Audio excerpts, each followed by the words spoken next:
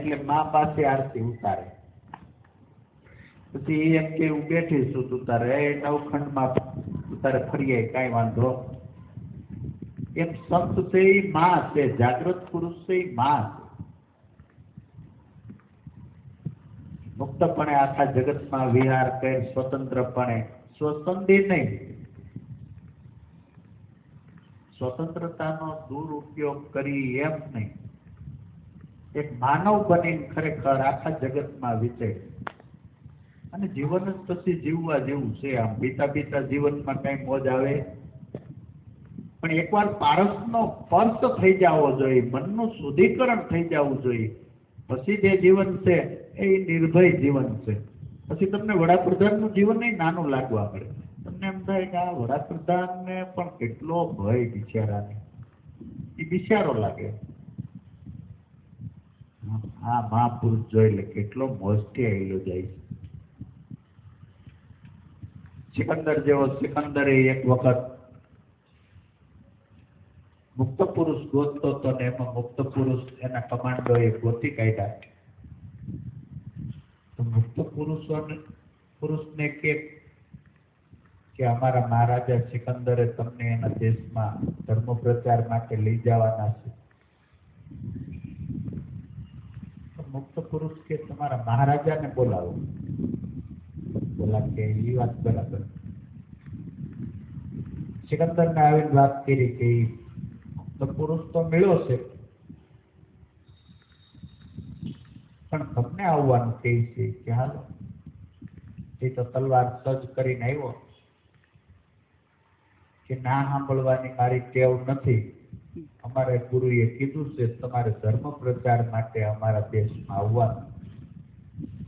જો ના પાડશો તો જડથી મસ્તક જુદું થાય. મોતની ધમકી મારી એટલે આ તો ખાલી ધમકી નહીં, બોલે એટલે કામ જ કરવાનું. રાજા સાહેબ એમ જ બોલો દાંત કાઢે. દાંત કાઢ્યા એટલે સિકંદર ઝાંખો પડી ગયો.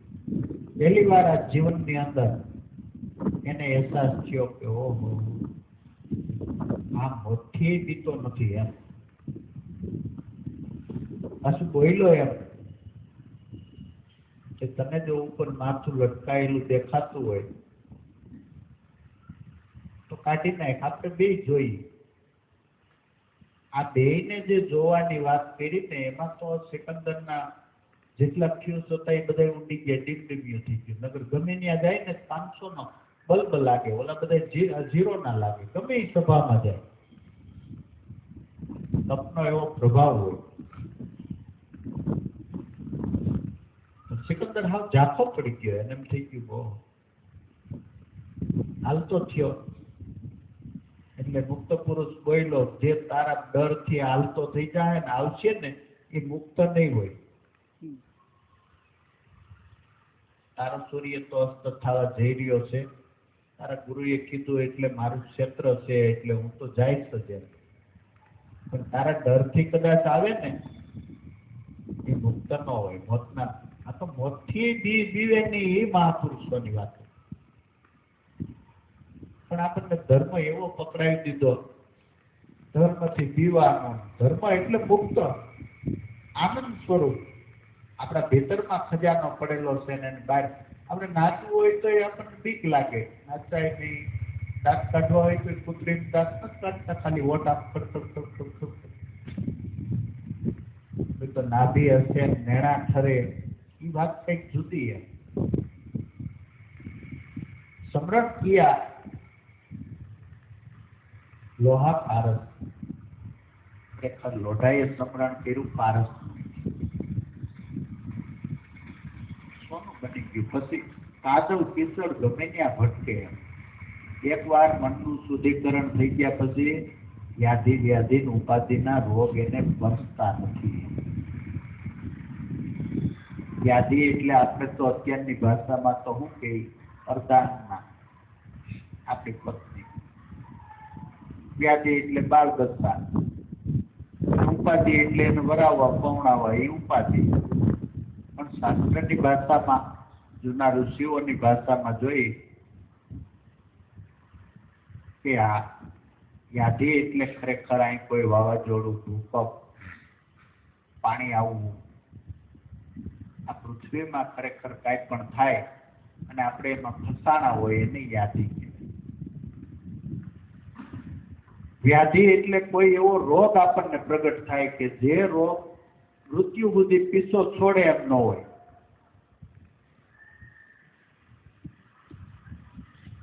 એ રોગની એને ઉપાધિ ન થાય, એને એમ થાય બરાબર શરીર છે એમાં હાજુ માંદું થયા કરે, બાકી હું એથી કઈક જુદો છું એમ. ઉપાધિ એટલે આપણા પરિવારની અંદર, કોઈ કુટુંબ મિત્રની અંદર આપણે જ્યાં ઋષિમુનિઓએ નિયમ નક્કી કર્યા છે એથી કઈ વિરુદ્ધ કામ કરે. ઘણા સારા માણસોને છોકરાનો સંગત ફેર થયો હોય તો પછી તમે આવા માણસો તમારા છોકરાઓ ઓલા દેહ પોતાનો ન હોય એમાં પછી છોકરાઓ તો ક્યાં. આ યાદી વ્યાધિ ઉપાધિનો રોગથી ખરેખર મન જો પારસને અડી જાય ને તો ઉપરામ થઈ ગયું હોય અને ઓલું નકર પરસી જાય. આપણને એમ થાય કે આ જ્યાં સુધી પૈસું નથી ત્યાં સુધી હજી આપણે ભક્તની પ્રેક્ટિસ કરીએ છીએ એમ સમજવાનું.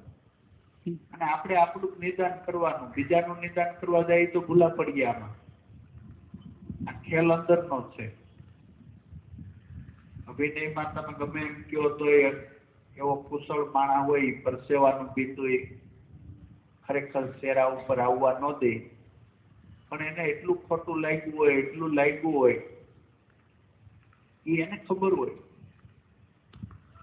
આ તો અંદરે લીટો ન પડવો જોઈએ એની વાત છે. બુદ્ધને એક ગામની અંદર ગયા, ખૂબ સન્માન કર્યું ને મીઠાઈ આપી.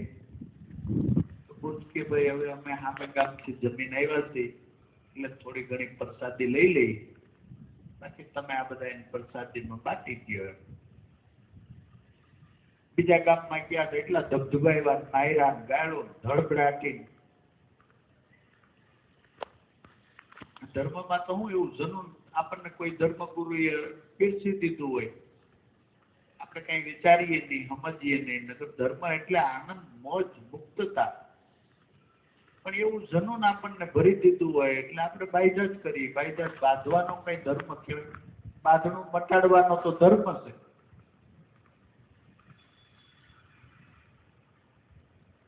તો ખરેખર ઓલા માણસોએ ખૂબ ગાળું દીધી, ખૂબ ધબધબાવ્યા. પછી બુદ્ધ કે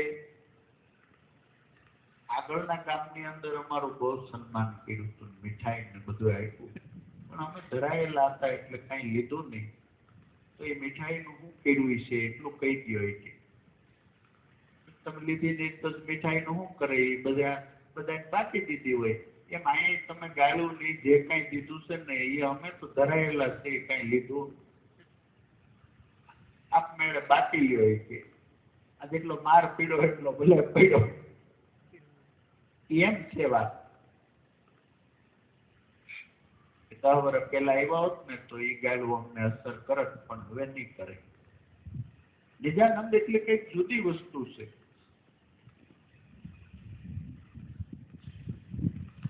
मैं मोहरम मेरे दीदार रोजा, मेरी मोहरम कोई खुलावेगा, मेरा चेहरा मुझको दिखा के आ नूर नबी में मिलावेगा, ऐसा है कोई मुर्शद मोला. એવો કોઈ જાગૃત દીવો છે, દીવાથી દીવો થાય.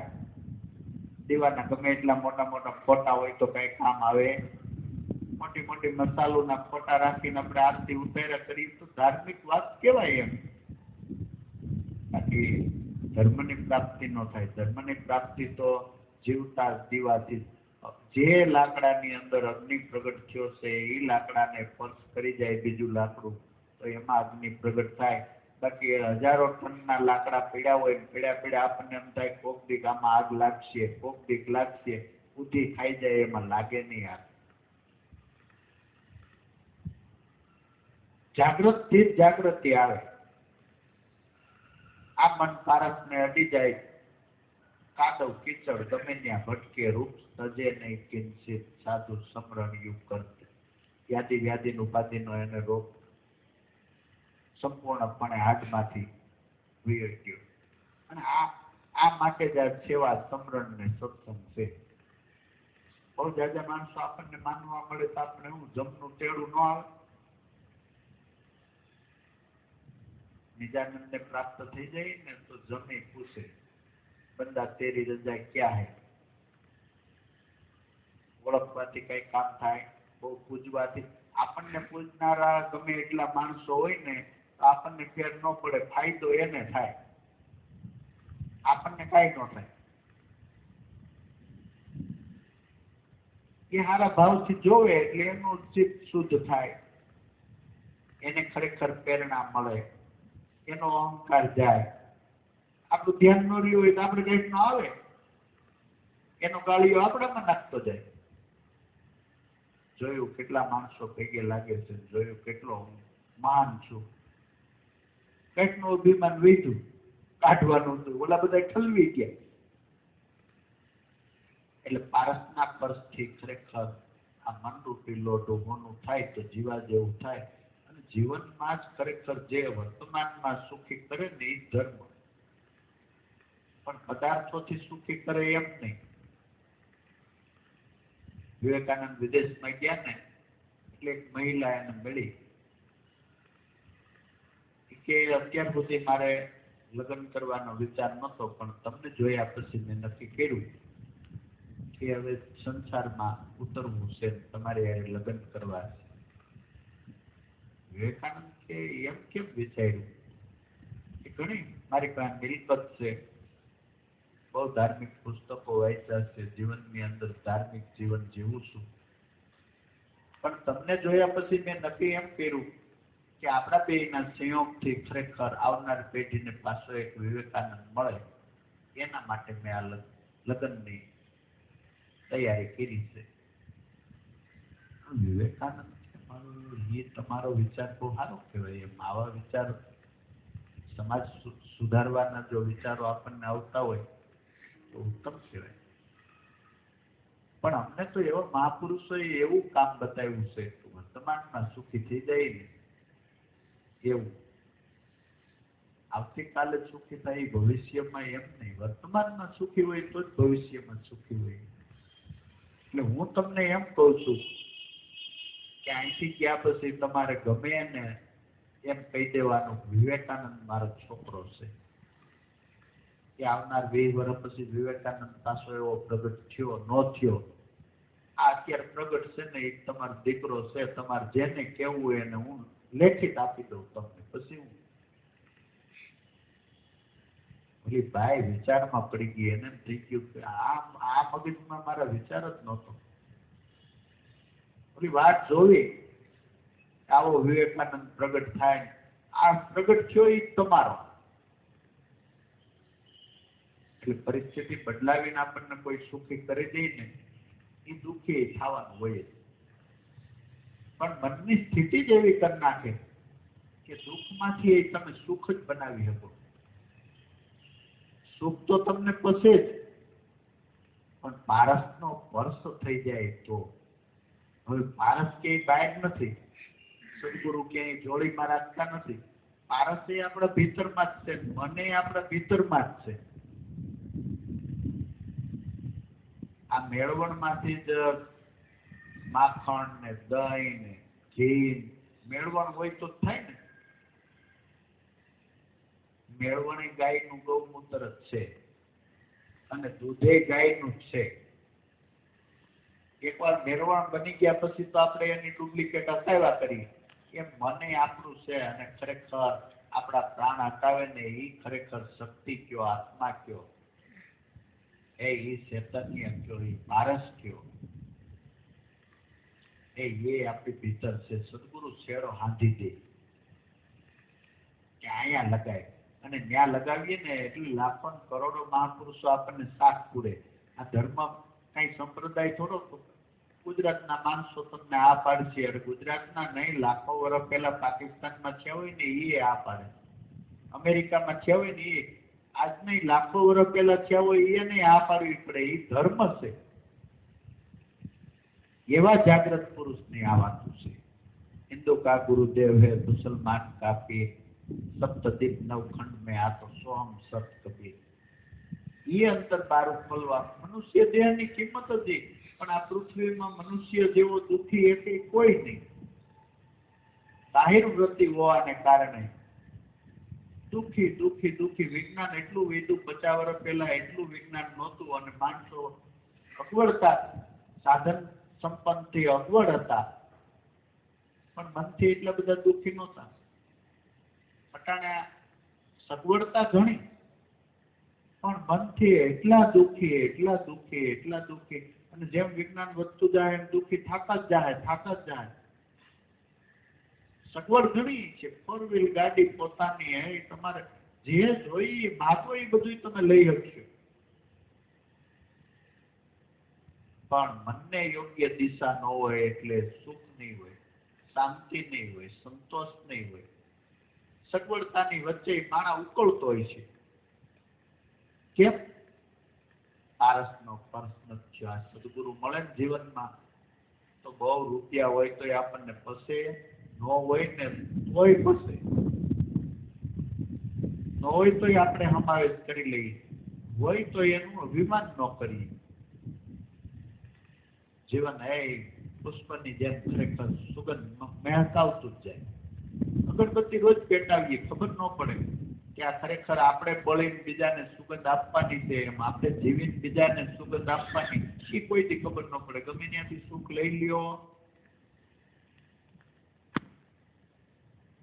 એટલે સમરણ કિયા ખરેખર લોહા પારસ કંચન ભય અમિત કાદવ કિશોર ભટકે રૂપ ન તજે કિંચિત સાધુ સમરણ યુગ કરશે વળી ત્રીજો લાભ બતાવ્યો